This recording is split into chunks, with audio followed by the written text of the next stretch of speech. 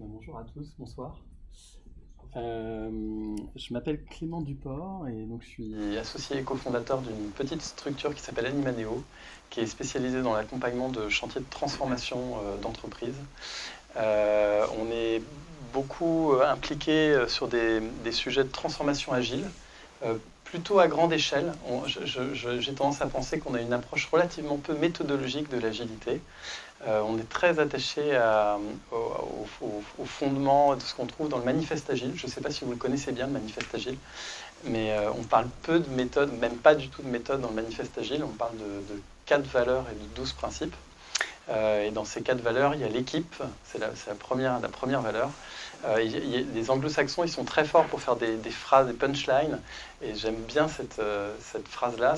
Ils considèrent dans l'agilité, c'est un prisme, hein, on peut ou pas être d'accord avec ça d'ailleurs, qu'une bonne équipe, au sens une équipe où la communication est bonne et où les gens sont engagés, mal organisée, est toujours meilleure pour atteindre un objectif qu'une mauvaise équipe bien organisée. Et que donc l'urgence, c'est de faire de bonnes équipes plutôt que de chercher à bien les organiser. Pour autant, je conviens qu'une bonne équipe bien organisée, c'est pas mal aussi. Hein. Mais c'est pour donner un peu un sens aux choses, une priorisation aux choses.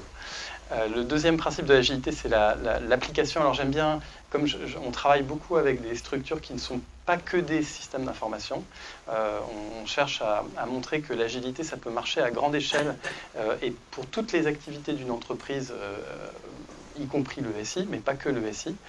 Souvent, la deuxième valeur de l'agilité, qui est l'application, je la traduis, je me permets de modifier un tout petit peu, je dis c'est la valeur ajoutée. Comment est-ce qu'on peut faire pour qu'à grande échelle, du niveau le plus stratégique au niveau le plus opérationnel, on soit capable de concentrer la décision, de focaliser la décision sur la valeur à apporter à un client, à un utilisateur, quel que soit le client ou l'utilisateur dont on parle. Et puis les deux autres valeurs, c'est la collaboration au sens de réussir à faire en sorte qu'entre les porteurs d'exigences et ceux qui réalisent pour eux, on soit sur le même bateau, qu'il n'y ait jamais une barre avec un contrat qui fasse deux camps autour de ce contrat, quelle que soit la situation vécue dans un projet. Et la dernière valeur de l'agilité, c'est l'acceptation du changement, ce qui tire du coup la notion d'itération quand on le traduit d'un point de vue méthodologique. Mais toujours est-il que dans l'agilité, on ne dit pas qu'il faut absolument mettre en place des méthodes itératives. On pense juste qu'une conséquence des valeurs de l'agilité, c'est qu'effectivement, quand on le traduit d'un point de vue méthodologique, être itératif, ça permet d'être en phase avec cette valeur d'acceptation du changement. Voilà pour la parenthèse. Donc on accompagne des chantiers de transformation agile plutôt à grande échelle et on s'intéresse beaucoup à ce que ça veut dire en termes d'évolution de la culture de l'entreprise et en particulier de la culture managériale dans les entreprises qu'on accompagne, ce que ça change dans les pratiques, dans les postures managériales, dans la façon d'animer les équipes. Et avec une croyance qui est très forte pour nous, c'est que quelle que soit l'entreprise à laquelle on s'adresse, un dénominateur commun qui fait pour nous une grosse part de la réussite ou de l'échec de l'entreprise, c'est la qualité relationnelle dans l'entreprise et en particulier la capacité à collaborer à l'intérieur des équipes, mais aussi transversalement dans les équipes. Et pourquoi pas entre les clients de l'entreprise, y compris les clients internes, j'entends, et les fournisseurs de cette entreprise. Voilà pour la parenthèse. Alors je vais vous parler de 10 ans de transformation d'un système d'information d'assurance, d'une grande assurance, qui est pas loin autour de 10 milliards de chiffre d'affaires. Je les connais depuis 4-5 ans maintenant, et du coup on a eu l'occasion d'intervenir chez eux, après un peu de temps passé déjà, sur leur transformation. Et donc je vais vous raconter le chemin qu'ils ont parcouru. Alors le contexte... Ah oui, je voulais juste faire une deuxième petite parenthèse. On a l'impression, je ne sais pas si vous partagez cette impression, d'ailleurs je veux bien votre point de vue là-dessus, mais c'est un peu caricatural ce que je vais vous dire là, mais que des années 60 au début des années 2000, fin des années 90, l'informatique était beaucoup vue par le prisme de la valeur ajoutée. Je m'explique. Quand on est dans les années 60-70 et qu'on commence à informatiser l'entreprise, quoi qu'on informatise, le ROI, il est là. Quand on passe de la comptabilité papier à la comptabilité informatique, j'ai presque envie de dire, quel que soit le coût du projet d'informatisation, on a un ROI. C'est la même chose pour les RH, c'est la même chose pour la logistique, etc. L'informatique, c'est de l'or. Et finalement, je pense que c'est une science jeune, mais en plus, c'est une science à cette époque-là où la question du coût est finalement relativement peu un problème, parce que les ROI, les retours sur investissement, sont tellement importants que finalement, la question du coût ne se pose, à mon avis, pas beaucoup dans ces premières années. Et puis, il y a là, autour des années 2000, fin des années 90, 2000, alors bien sûr c'est très caricatural et ça dépend beaucoup des entreprises, des secteurs d'activité, etc. Mais en France, en tout cas, il me semble qu'il y a un moment assez charnière au début des années 2000 où on a basculé, je ne sais pas, l'informatique a dû atteindre un coût critique, un seuil critique de coût, de poids dans les budgets des entreprises. Et tout d'un coup, l'informatique est devenue un coût. Et je pense qu'on a un peu perdu de vue à cette occasion-là que l'informatique, c'était aussi de la valeur ajoutée. On a basculé dans une dimension où on cherchait absolument à rationaliser les coûts de l'informatique, ce qui a amené d'ailleurs toutes les assurances, toutes les banques, tous les grands groupes à créer des GIE informatiques ou à centraliser l'informatique, mais pas dans l'idée de produire plus de valeur, dans l'idée que ça coûte moins cher. Et ça, je pense que cette intention-là, elle est très importante et elle raconte beaucoup l'histoire des GIE informatiques et, à mon avis, d'un certain nombre de difficultés qu'ils rencontrent aujourd'hui. Et on a vu apparaître plein de normes, de démarches type CMMI, Six Sigma, Balance Scorecards, ITIL, etc., qui visent finalement à transposer ce qu'on sait bien faire dans des domaines comme le BTP ou la mécanique, dans le domaine informatique, pour rationaliser les coûts. Et on est complètement là-dedans, dans cette assurance, en 2009, quand ce projet démarre. Il y a quelques années avant, ils ont créé leur GIE informatique. Ils ont fait une grosse opération de convergence des infrastructures, des technos, et c'est pas simple, il y a des guerres de chapelle, et tout le monde essaye de protéger un peu son patrimoine avant la création du GIE. Ils ont un budget de 390 millions d'euros, donc c'est quand même un gros système d'information. Il y a 1500 personnes à peu près qui travaillent dans ce SI. Ils ont un énorme enjeu d'image, et ça je pense que c'est un point commun à beaucoup de systèmes d'information, l'enjeu d'image. Et ça contribue parfois, je pense, à faire perdre de vue au système d'information qu'il est là pour apporter de la valeur à des clients. Leur problématique à eux, c'est surtout d'être reconnus comme l'expert en informatique au sein du groupe. Et ça passe beaucoup, et avec la tendance de l'informatique de ces années-là à être plutôt dans la rationalisation des coûts, ça passe plutôt par une notion d'harmonisation, de contrôle et de maîtrise des coûts des activités informatiques à l'intérieur du groupe. Et donc ils sont dans une grande phase, en tout cas ils lancent une grande phase d'harmonisation méthodologique, de process, de technologie, d'infrastructure, etc., etc. Et on rentre du coup dans une ère d'industrialisation qui vont faire alors, la différence peut-être avec ce que racontait Jean-Philippe et le Rex de Fabien, c'est que là, la question du budget n'est pas tellement un problème en fait. Le SI est déjà tellement central dans l'activité de cette entreprise, c'est tellement puissant le SI dans cette structure, que le projet d'industrialisation et d'urbanisation, il passe comme une lettre à la poste, il se compte en dizaines de millions d'euros, mais ça pèse en fait pas tant que ça à l'échelle, en tout cas dans la capacité à engager des budgets de cette structure. Et donc ça va démarrer par un travail qui va porter sur la définition, la cartographie de l'ensemble des processus métiers de ce système d'information, mais aussi de l'ensemble des processus internes du système d'information, c'est-à-dire de tous les processus qui permettent au SI de fonctionner. Et comme ça fait pas très longtemps qu'ils ont fusionné, avant ils étaient des plateformes informatiques dispatchées un peu partout en France, ils ont beaucoup de travail sur ces enjeux de process internes du système d'information, comme par exemple quel est le processus unanimement admis comme étant le processus qui permet de mettre une nouvelle brique du système d'information en place, par exemple. Et donc, il y a beaucoup de travail dans ces premiers temps-là, autour de ces questions-là. Et là, j'ai envie de dire qu'on se regarde un peu le nombril. Hein. Quand on fait ça, on est relativement peu tourné vers les métiers qu'on sert. On est plutôt dans cette phase, en tout cas, tourné vers les besoins de fonctionnement interne du système d'information.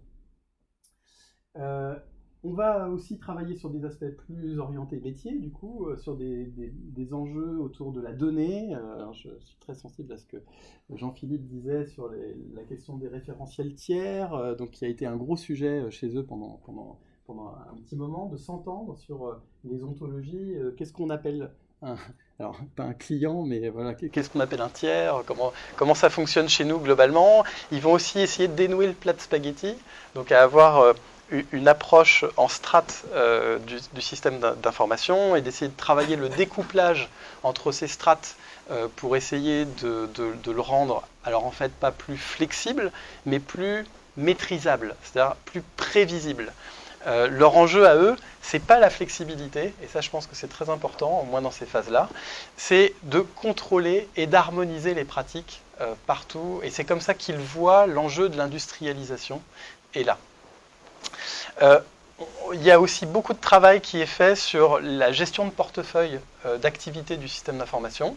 Donc il va y avoir énormément de travaux de fait sur la définition des processus stratégiques de gestion du portefeuille qui permettent de scorer les activités, de les pondérer, de ventiler les budgets en fonction du score obtenu par l'activité, etc. Donc tout ça dans une approche vraiment de rationalisation très importante. Et puis des processus opérationnels qui permettent ensuite, une fois qu'on s'est mis d'accord sur ce qu'on allait faire, de suivre, de piloter les projets et qui vont jusqu'à le développement d'un tas d'approches autour de la gestion de projets pour par exemple suivre la qualité des planifications qui sont faites sur les projets, de mesurer les écarts à différents temps du projet entre ce qu'on avait prévu et ce qui est vraiment réalisé, etc. etc. Et alors des indicateurs, ils en ont plein et effectivement en fonction de la façon dont on présente les choses, je dirais, ils affichent, ils développent par là une capacité d'industrialisation et de compréhension, d'analyse de très haut niveau, très industriel, du fonctionnement globalement de leurs activités et une capacité de prévision assez intéressante, en tout cas en phase avec leurs enjeux du moment. C'est vrai aussi pour tout ce qui est reporting projet, reporting d'activité. Alors là, c'est assez intéressant parce qu'ils développent beaucoup d'outils pour ça, énormément d'outils, avec l'idée de donner un maximum de transparence au métier. Donc en fait, ils ont par exemple un tableau de bord des projets, un tableau de bord des activités qui est accessible en ligne par les métiers et qui permet de savoir en temps réel où on en est de tous les projets du système d'information, d'anticiper sur l'intégration des outils, etc. Mais je remarque que c'est beaucoup une vitrine, c'est-à-dire que ça n'incite pas à aller au contact des métiers. C'est plutôt, on vous met à disposition des choses et vous pouvez accéder à nous un peu comme si vous passiez devant la vitrine d'un magasin et que vous aviez l'ensemble des articles consultables à l'intérieur de ce magasin. N'empêche que ça ne vous met pas vraiment en contact avec le vendeur, quoi. Ça ne crée pas du lien réellement, à mon avis, avec les métiers. Et je pense que pour autant, ça sert la stratégie du moment qui était une stratégie de revalorisation de l'image, de donner de faire la démonstration qu'on était complètement transparent avec les métiers, qu'on était dans la maîtrise, dans une capacité de prévision des coûts, de l'atterrissage des projets, etc., etc. Alors, en 2013, ils font un bilan un peu, et effectivement, ils arrivent à la conclusion qu'ils ont gagné alors, une précision mais incroyable dans les atterrissages budgétaires. C'est-à-dire qu'ils sont capables, sur un budget de 390 millions d'euros, de tomber, mais alors avec une précision de l'ordre de quelques pourcents sur les atterrissages de l'ensemble des projets, de l'ensemble des activités. On pourra rediscuter de ça, mais souvent j'observe, ce n'est pas le premier cas, j'en ai pas mal d'autres, où quand on affiche une extrême précision dans les atterrissages budgétaires, il y a un truc bizarre. Ça tire quelque chose qui est presque inquiétant à mon avis, et on pourra éventuellement débattre de ça, mais j'ai plein d'exemples qui se sont avérés exacts, sur lesquels, derrière cet atterrissage budgétaire exact, il y a des choses qui ne vont pas vraiment dans le sens de la valeur ajoutée apportée aux clients. En tout cas, ils ont obtenu ça. Ils ont un SI très industrialisé, des processus parfaitement définis, ils ont harmonisé vraiment très bien à la fois les processus métiers, les processus internes du SI, les méthodes de travail, etc. etc. Ils sont certifiés, ils ont toutes les certifications qui existent du marché. Et puis, ils ont aussi une organisation très centralisée dans la prise de décision. Alors là, je ne sais pas dire si c'est bien ou mal, je l'ai mis en bleu. Simplement, c'était un objectif. Donc au moins celui-là, ils l'ont atteint. Ils ont centralisé énormément la décision.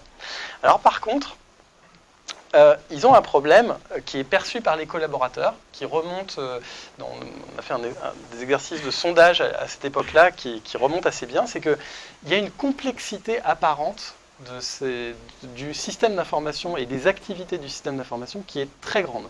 C'est une perception, hein, mais là où on pourrait se dire on a industrialisé et donc on a simplifié, non, la sensation perçue à la fois des collaborateurs mais aussi des métiers, c'est que waouh, on est dans une complexité, et il faut un niveau d'expertise pour comprendre comment ça marche qui est devenu ingérable, quoi. En tout cas, à l'échelle d'une personne, personne ne comprend vraiment, n'a une vision d'ensemble de l'ensemble des activités, de comment ça fonctionne. Le deuxième point, c'est qu'il y a beaucoup d'effets processus parapluie. Alors ça, c'est plus dans le management qu'on relève ça. C'est-à-dire qu'on a beaucoup travaillé sur la définition des process, mais du coup, il y a beaucoup moins d'intelligence. C'est-à-dire qu'on se cache derrière le process, quoi. C'est-à-dire que si ce n'est pas écrit dans le process, on ne fait pas. Y compris s'il est évident qu'il faut faire. À la limite, si on va très loin dans la description des processus, on pourrait se dire que s'il n'est pas inscrit dans le processus qu'il faut actionner la poignée de la porte pour rentrer dans le bureau, c'est pas dans le process, je le fais pas. Oui. Et alors j'exagère un peu, mais en tout cas, il y a une perception que cette phase d'industrialisation et de cette démarche processus n'a pas forcément aidé à mettre de l'intelligence, et en particulier de l'intelligence collective dans l'organisation. Autre point, il y a un fort déficit d'innovation. Alors ça aussi, c'est bizarre. Enfin, c'est bizarre. En tout cas, si on pense que, bien sûr, une démarche d'urbanisation, c'est fait pour rendre le SI plus flexible, ça devrait le rendre aussi plus innovant. Là, manque de chance, c'est pas du tout ce qui se produit. Et c'est pas ce qui se produit, à mon avis, parce que l'intention, c'est pas de le rendre plus flexible. L'intention, c'est de rationaliser les coûts, d'avoir la maîtrise des coûts. Or, la plus sûre manière d'avoir la maîtrise des coûts, c'est de faire tout le temps la même chose. À la limite, si on enlève tous les facteurs d'innovation des projets, c'est génial. On arrive tout le temps exactement pile poil au budget tel qu'il avait été prévu. Et c'est exactement ce qui se produit, en fait. On remarque qu'il y a un appauvrissement considérable des facteurs d'innovation apportés dans les projets. Mais, pour le coup, il y a de la maîtrise budgétaire. Et puis le dernier point, et c'est peut-être le plus embêtant, c'est que en sondant un peu les collaborateurs, on perçoit qu'il y a beaucoup de désengagement, que ce processus d'industrialisation, il a provoqué un très profond désengagement des collaborateurs, et en particulier de ceux qui produisent la valeur, c'est-à-dire des opérationnels du système d'information. Et puis, dernier constat, on va voir les métiers. Et on demande au métier, mais alors ce SI industrialisé, là, est-ce qu'il est mieux, quoi? Est-ce qu'il vous satisfait plus? Est-ce que vous percevez un accroissement de productivité? Et comme vous pouvez le voir là, je ne vais pas rentrer dans le détail, mais c'est très mitigé. C'est-à-dire que d'un côté, les porteurs d'exigences, ils ne sont pas tous convaincus qu'on satisfait mieux leurs exigences avec ce nouveau SI. Et puis de l'autre, même en termes de productivité, tout le monde n'est pas acquis à l'idée qu'on a vraiment gagné des points. Alors, fort de l'observation, à mon avis, le point le plus important qui a amené à réorienter complètement les intentions du projet, c'est le sondage qu'on a fait sur l'engagement des collaborateurs et sur l'évolution de l'engagement des collaborateurs qui allait réellement pas dans le bon sens. Et ça a amené la direction à se dire, bon ok, faut qu'on aille les chercher, il faut qu'on les réengage dans le projet d'entreprise, il faut qu'on trouve comment est-ce qu'on peut trouver des facteurs d'engagement nouveaux, dans aussi une idée de plus grande industrialisation, d'amélioration, de passage à l'échelle d'un certain nombre d'activités du système d'information. Et donc on a lancé une transformation agile. Alors quand je parle de transformation agile, je l'entends vraiment à l'échelle de l'ensemble de la structure. C'est-à-dire que l'idée c'était de faire en sorte que tout le monde dans l'entreprise change radicalement l'état d'esprit dans lequel il abordait le projet et son activité, et en particulier dans la structure managériale, avec l'idée de travailler beaucoup sur le système de délégation et de redonner beaucoup la main, donc de décentraliser de manière très importante les prises de décision globalement, de redonner de l'autonomie aux équipes opérationnelles. Bien sûr, c'est-à-dire que l'autre aspect, c'était et c'est un des facteurs sur lesquels on a obtenu justement beaucoup de réengagement des collaborateurs, sur comment on crée un lien réel, comment on se crée une réelle relation avec les métiers. Et donc on a beaucoup développé par exemple des techniques de co-construction avec les métiers dans les phases projet. On a fait rentrer les métiers à l'intérieur du système d'information et on a fait sortir le SI du SI pour installer des parties du SI dans les métiers, etc. etc. Donc, je ne vais pas rentrer dans le détail de tout ce qu'on a fait pour faire ça, mais globalement, l'idée c'était comment est-ce qu'on remet l'humain en fait au cœur de ce chantier de transformation, comment on recrée des vraies relations entre les métiers et les collaborateurs, comment est-ce qu'on réengage les collaborateurs en les responsabilisant, en les laissant libres du comment en fait, et en recentrant le travail du management sur le pourquoi. On a déployé, c'est presque anecdotique, mais des méthodes agiles, en l'occurrence Scrum, Kanban, on a mis aussi du Scrum à l'échelle, on a fait pas mal de choses aussi sur les phases d'émergence de projet, avec du design thinking, du lean startup, etc. Mais tout ça, encore une fois, la dimension méthodologique, on pense, nous, souvent qu'on peut coller des post-it partout sur les murs et être une entreprise parfaitement tayloriste. On en connaît plein. Et donc, l'enjeu est exactement, d'ailleurs, on a exactement la même difficulté avec le lean management dans l'industrie.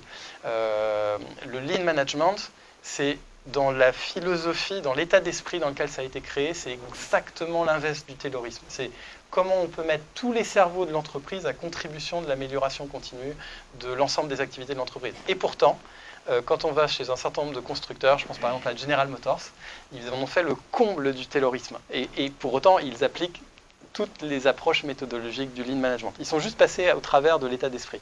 Donc, ce qu'on a beaucoup fait, beaucoup travaillé, notamment avec les managers, c'est comment est-ce qu'on pouvait justement changer profondément les choses et puis mettre quelques pratiques en place, quelques rituels en place pour faire en sorte que sur la durée, on ne perde pas l'état d'esprit qu'on a cherché à mettre en place, et notamment autour de l'autonomisation des équipes et de la reconstruction du lien, de la relation avec les métiers à l'extérieur du SI.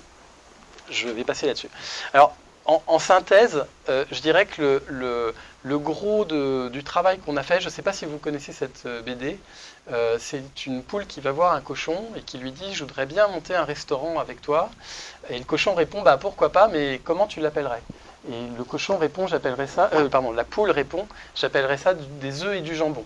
Alors là, le cochon, il dit « Ah non, je ne suis pas d'accord, parce que moi, je serais impliqué, c'est ma cuisse que je mettrais en jeu, alors que toi, tu ne serais que concerné, c'est ton œuf que tu mettrais en jeu. » Autrement dit, quand on serait amené à prendre des décisions ensemble, on ne subirait pas de la même manière les conséquences des décisions qu'on prendrait ensemble. Toi, tu pourrais vaquer à tes occupations ailleurs, alors que moi, je vivrais tous les jours, quotidiennement, avec les conséquences des décisions qu'on prendrait ensemble.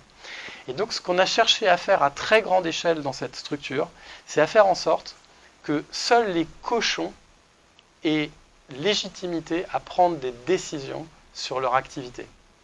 À faire en sorte donc en fonction bien sûr des sujets, de dire qui est cochon et qui est poule, et de faire en sorte que seuls les cochons prennent des décisions sans interférence des pools dans la prise de décision. Et c'est notamment le cas dans la relation avec les métiers pour les équipes opérationnelles. C'est notamment le cas pour toutes les opérations d'amélioration continue de toutes les activités de ce système d'information. Et c'est aussi le cas d'un certain nombre d'opérations qui étaient très centralisées avant, notamment de toute la démarche d'urbanisation du système d'information qui était très centralisée dans des entités d'organisation et d'urbanisation et qui ont été massivement décentralisées, c'est-à-dire que les équipes ont été réengagées dans ce travail avec des urbanistes du coup, qui travaillent transversalement, qui animent cette démarche, mais qui vont animer cette démarche avec les équipes opérationnelles et avec beaucoup de succès. Et alors, je voudrais juste faire un point. Alors, donc ça fait un peu plus de 5 ans maintenant qu'ils sont dans cette réorientation du projet. Alors ce qui est intéressant, c'est qu'avec les mêmes outils de sondage, 5 ans après, on a refait un test pour voir si cette réorientation du projet avait changé les perceptions. Alors la première, c'est que sur la complexité, c'est clairement le cas. Aujourd'hui, les collaborateurs du système d'information, ceux qui font la valeur, comprennent beaucoup mieux le système d'information. C'est vrai aussi d'ailleurs des métiers, parce que tout simplement, ils sont beaucoup plus embarqués dans les projets et globalement dans les activités du SI. On a beaucoup moins d'effets de processus parapluie, et il y a un truc qui est, je trouve, très prometteur, c'est que on utilise beaucoup plus les référentiels de processus aujourd'hui qu'avant. C'est vraiment perçu comme des guides, en fait, dont on sait d'ailleurs se détacher dans un certain nombre de cas. Mais c'est aussi lié à un gros travail de simplification qui a été mené avec les équipes opérationnelles. On a un SI qui produit beaucoup plus d'innovation, et notamment parce que l'innovation a été massivement décentralisée par le principe d'amélioration continue qui a été déployé dans toutes les activités. Donc il y a évidemment le gros de l'innovation qui a été faite, c'est de l'innovation de procédés, mais cette innovation de procédés, elle a amené énormément en termes de progression dans la performance opérationnelle du système d'information. Et puis on a des sondages qui nous disent que le réengagement est très massif, en tout cas les indicateurs sont bien meilleurs sur l'engagement des collaborateurs. Et du coup on a refait le test, et la conséquence c'est qu'aussi on a une organisation beaucoup plus décentralisée, avec des prises de décision qui sont descendues à des niveaux de délégation beaucoup plus importants dans la hiérarchie. Et ça, je pense, globalement du bon, et d'ailleurs ça explique un certain nombre des facteurs d'amélioration qui sont là de mon point de vue, mais ça complexifie aussi un certain nombre de choses. Là où la décision était très centralisée et ça permettait de lancer rapidement à grande échelle un certain nombre d'actions, aujourd'hui la décentralisation nécessite de retrouver des processus pour embarquer à grande échelle, mobiliser, transformer dans des directions, je dirais, ce qui était évidemment plus facile avec une organisation très centralisée. Je vous ai remis les résultats de 2013, et il se trouve qu'on a refait le sondage là très récemment, c'était en janvier 2019, ce qui est intéressant, c'est le même panel de métiers qui ont été... L'avantage, c'est que les turnovers sont très faibles dans ces structures. Donc c'est les mêmes métiers, mais c'est même les mêmes personnes qui ont été sondées. Alors, je précise qu'on n'a pas fait d'action spécifique sur ces personnes. Donc on n'a pas travaillé sur elles pendant 5 ans. Et on les a resondées pour savoir, est-ce que maintenant, ça change quelque chose en termes de satisfaction des porteurs d'exigences et de productivité perçue du système d'information. Et comme vous pouvez le voir, les résultats sont bien meilleurs. Voilà ce que je voulais vous dire aujourd'hui. Alors, juste en synthèse, mon propos n'est surtout pas de dire que toute la phase d'industrialisation qui a précédé n'a pas porté ses fruits. En fait, non, c'est pas vrai. C'est-à-dire qu'il y a énormément de choses en fait, qui ont progressé. Simplement, je dirais que le potentiel qui avait été créé par cette phase d'industrialisation n'avait été que peu exploité, n'avait été peu transformé en valeur ajoutée pour les métiers d'un côté, mais avait aussi produit du désengagement. Et simplement, en réengageant les collaborateurs massivement dans la démarche, on a su tirer profit de la phase d'industrialisation qui avait eu lieu avant. Voilà pour moi.